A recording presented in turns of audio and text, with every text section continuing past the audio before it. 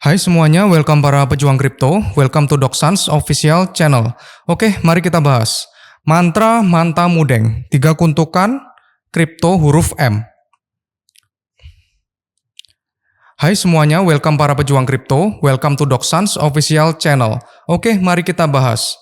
Mantra Manta Mudeng, 3 kutukan kripto huruf M. Ya seperti biasa ya, informasi yang disampaikan merupakan analisa internal pribadi, bukan acuan dalam investasi atau ajakan menjual maupun membeli. Ya di sini cara cuan di market kripto ya akan membahas ya. Ya di sini altcoin dan meme coin hancur ya, 3 kutukan token huruf M. Yang pertama adalah Manta. Ya kita bisa lihat ya, Manta itu grafiknya seperti ini ya guys ya. Harga all time high-nya di 3,9 kalau nggak salah ya, 37 atau 3,9. Sekarang sudah minus 91% ya di sini ya, kelihatan ya di 1 year. Kenapa kok minus? Karena ya itu performa dari ETH emang sangat buruk di siklus kali ini ya. Nggak tahu kenapa itu ya, ETH sangat buruk sekali ya. Kemungkinan bakalan digantikan oleh Solana ya, kemungkinan ya. Solana, XRP, BNB itu ya. Jadi ini untuk token yang pertama ya, karena ya ETH seperti itu. Maka layer 2 juga akan hancur juga ya. Oke, Mantra ya. Mantra ini sehari minus 90% ya guys ya. Karena kemungkinan besar ya itu pasti dijual sama developernya ya atau visi awal ya, dan dia jualnya tuh barengan guys. Di sini guys. Ini gila sekali sih OM Mantra ini ya. Kemudian ada berita juga ya, kabar ya, bahwa ada ada berita itu emang dari 2021 itu projectnya itu ada yang nge-spill ya. Kalau misalkan devnya itu emang scammer guys gitu ya. Jadi baru terbukti di tahun 2025 ini ya. Jadi tahun 2021 itu ada yang membahas tentang devnya ini ya, dia emang scammer katanya. Oke. Mudeng ini juga ya, The Next Doge. Apaan ya The Next Doge ya?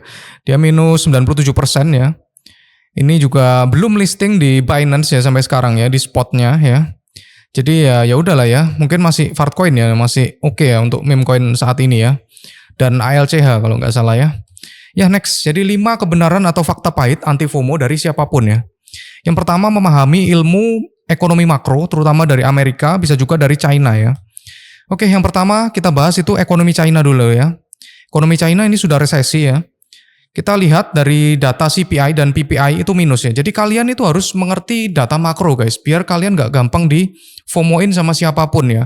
Data makro kita lihat bahwa likuiditasnya tuh cukup apa enggak untuk ngepam dari tokennya ini gimana gitu loh. Keadaan market itu harus nomor 1 ya guys ya. Kalian nggak bisa invest apapun ya, kripto, saham tanpa mengetahui kondisi makro ya. Untuk mikronya tuh nanti dulu. Jadi yang penting itu makro dulu. Kenapa kok makro itu penting? Karena marketnya kalau misalkan dia baik, itu baru kita analisa di koinnya. Tapi kalau misalkan kita analisa koin tapi keadaan makronya itu jelek, kita percuma, pasti minus itu pasti gitu. Jadi yang pertama adalah mengetahui makro dulu. Jadi mau nggak mau kalian harus belajar makro. Makro ekonomi itu seperti ini ya, CPI, PPI, terus habis gitu adalah jobless claim dan lain sebagainya. Awalnya juga aku nggak terlalu mempelajari ini ya, tapi ternyata ini sangat penting ya guys ya. Jadi CPI dan PPI itu dia menunjukkan inflasi ya, karena di sini datanya adalah minus ya, minus 0,4, minus 1, minus 0,25 apalagi ya PPI ya. Itu produksi ya, indeks produksi. Jadi di China pun sudah mengalami perlambatan ekonomi dan juga deflasi akhirnya, bukan inflasi tapi deflasi ya guys ya. Jadi lambat banget di sana itu. Jadi untuk belanjanya masyarakat, belanjanya perusahaan itu sangat berkurang ya, minus 25 ya, minus 25. Makanya untuk China karena mengalami perlambatan ekonomi, dia cetak uang gila-gilaan guys. Itu cetak uang ini China ini sudah benar ya. Jadi antara pemerintah dan bank sentral itu dia sejalan ya, nggak seperti Amerika. Jadi di sini China cetak uang ya, terlihat di situ 44,89 T ya.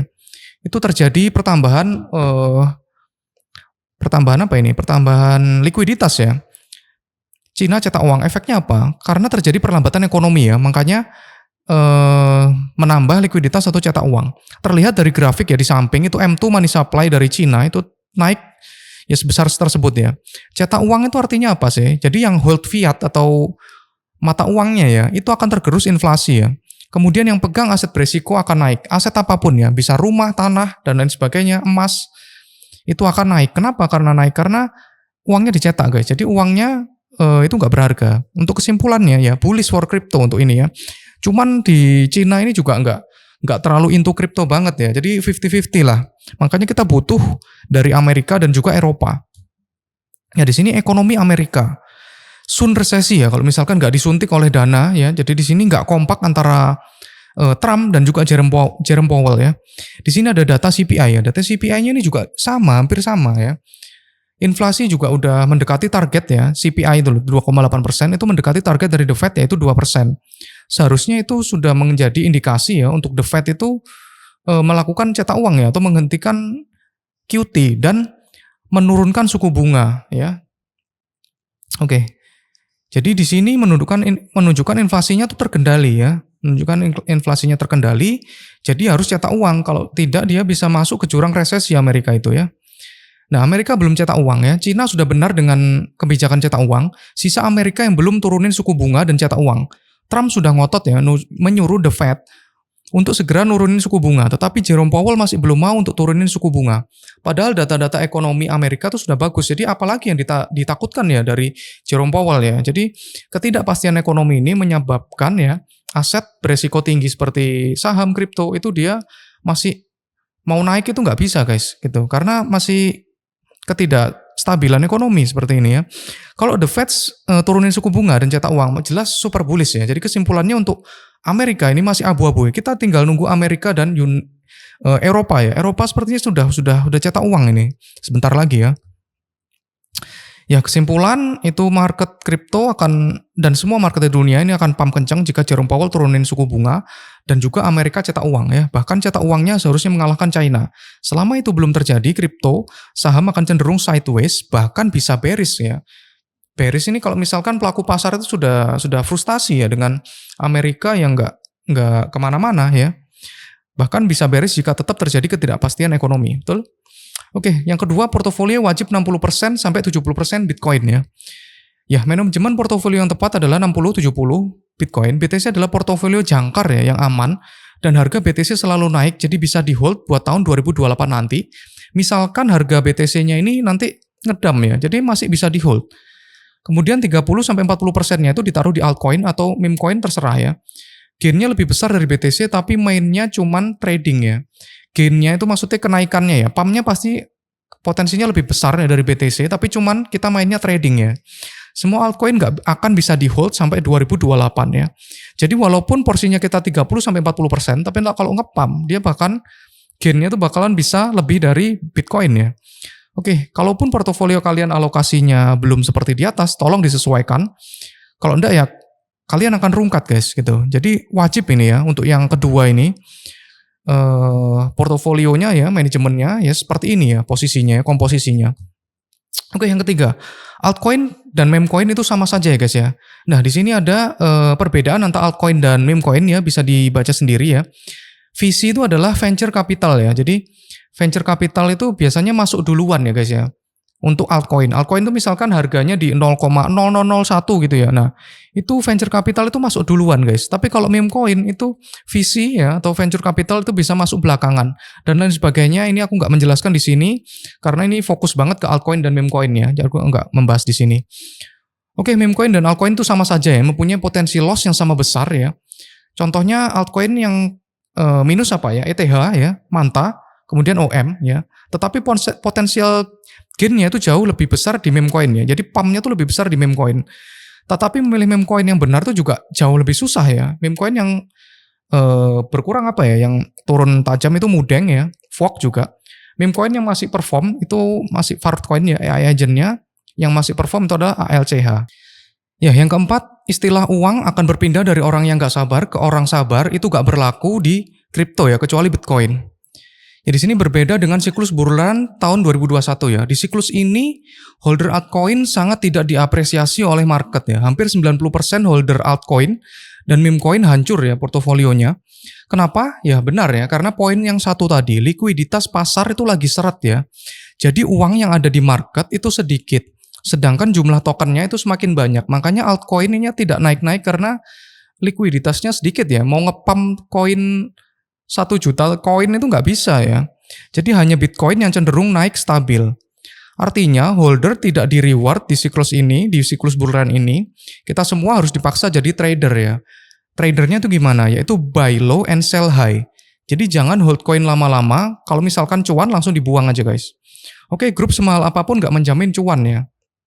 Ya, saya pribadi juga member dari grup yang mahal ya dan sangat bermacam-macam dan itu tidak menjamin juga cuan ya. Jadi kita terpaksa harus analisa sendiri biar tidak menyalahkan orang lain dan yakin. Di cycle ya kita harus percaya ya, we gonna make it. Oke, sukses buat kita semua ya. 3 sentimen di dunia sekarang berfokus pada 3 orang ini ya. Yang pertama ya Trump ya, tarif 90% ditunda ya. Ini bisa dibaca sendiri ya, Xi Jinping ya masih ngotot nggak mau kalah ya, ini masih dramanya masih berlangsung ya. Kemudian Jerome Powell ya belum mau turunin suku bunga, padahal datanya tuh sudah bagus ya, data ekonominya ya. Ya kesimpulannya keadaan makro membaik, berita tarif tidak membuat takut pasar lagi, kecuali Trump melakukan hal blunder ya pasti keadaannya beda lagi ya. But bukan berarti BTC langsung ke 100.000 juga ya guys ya, kecuali yang poin C itu tadi terjadi. Ya ini BTC ya, versus M2 Global Liquidity Index ya. Global Liquidity Index-nya udah naik, BTC pasti juga naik. Event penting minggu ini ya, The Fed's Jerome Powell speak ya. Kalau Jerome bicaranya tentang akan menurunkan suku bunga Mei atau Juni, pasti bullish ya 90k, tapi kalau misalkan enggak bisa dibanting jadi 80k.